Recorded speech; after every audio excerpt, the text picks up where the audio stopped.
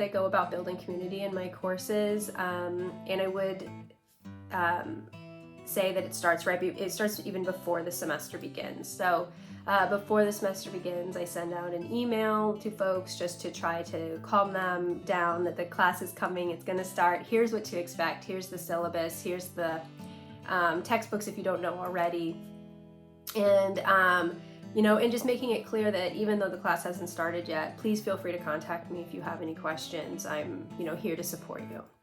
Once the course opens, I always do some sort of a getting to know you activity.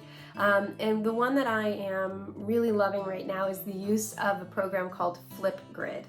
And Flipgrid is just a way to make very quick videos. It's external to Mason. You could do the same thing through Kaltura, but Flipgrid is a little more user-friendly. It's a little more natural of a conversation.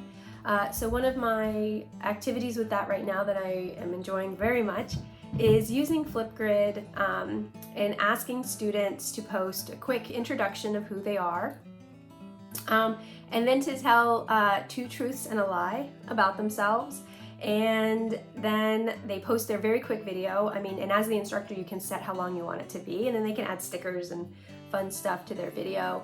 But you say, okay, you have 1 minute to do this video. And then I set a date and I say, okay, you need to reply to peers and try to guess what their lie is. But then you have to return to your own video, by whatever date and let us know, who is right, what is your lie. And that's a very fun way that we get to see one another and we get to learn something about each other, and it just makes it makes it a bit of a game.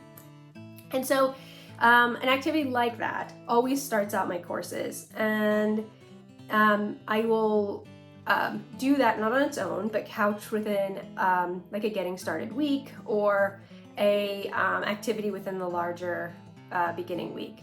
Then building off of that, I make notes, related to what I'm learning about the students, just like jot it down so that I have an idea who teaches what, who is living where, and anything other that seems significant to me that comes out in their videos.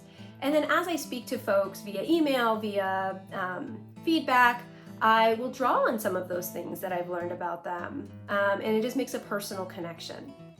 So along those lines also, something else that I think is very important to community and relationships is regular feedback. Like regular one-on-one to students, I think is incredibly important, and I've gotten better at that over time, and the feedback that I have gotten from students has been that they really appreciate that, and that is becoming a thing that they really, it helps their engagement in the class.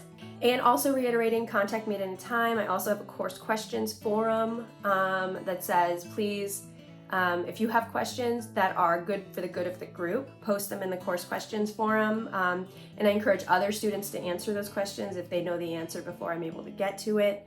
If it's a personal to you question, I've had to make it clear, please email those directly to me, not in the public forum. And then lots of activities through the class that do rely on student-to-student engagement with one another. I do some collaborative tasks where folks have to engage with each other, and sometimes we set norms for engagement in the class. For me personally, I would never create a course that is where there is not student-to-student engagement and there's only student-to-content engagement. I think that I really ascribe to the ideas of what we know about learning, that student-to-student engagement is very important. And if you're going to do that, you have to set the stage for it. You have to build trust, and you have to model that trust, and you have to model building those relationships.